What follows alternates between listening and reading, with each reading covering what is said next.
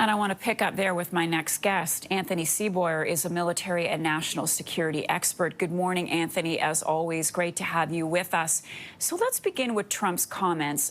Certainly, he took a victory lap yesterday. He is being hailed a real hero in Israel for helping create this deal.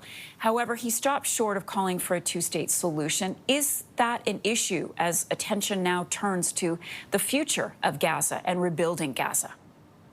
It's absolutely an issue. It's also interesting to look at his exact wording. He said some people want a two-state solution and many want a one-state solution. That's actually more like the opposite in terms of which states are supporting what here. So I think we can clearly see from that and the fact that he never committed to a two-state solution what his negotiating position is and where he's standing on this, which is, of course, a challenge because it does not seem like he is really impartial in this conflict at all. That said, though, he rightly had his victory lap. That we are where we are now is a great step forward, and I think something we should all be very happy about.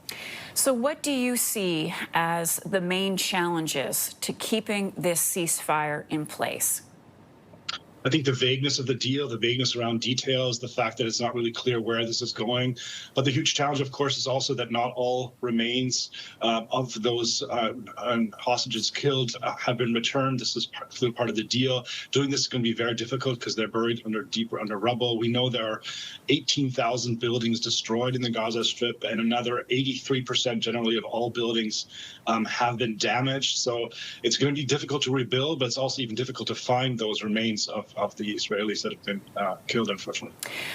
Can we talk about Hamas? Apparently, members of Hamas were back on the streets directing traffic, doing what they could to be seen. Palestinians reportedly having mixed feelings about this. And one of the main concerns is whether or not Hamas will disarm. How do you see, when we talk about the future of Hamas now playing out in Gaza?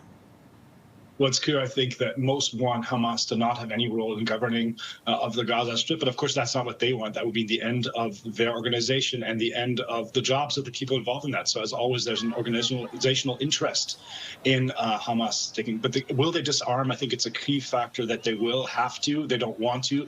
But if they were to be forced to it, I think that's clearly what we're going to see. The question is, how long is that going to take? And let's end on Netanyahu's future. He's certainly less popular than Donald Trump right now domestically. What do you think happens with Netanyahu next politically? Well, it was clear that as long as there was a war going on, he could postpone elections.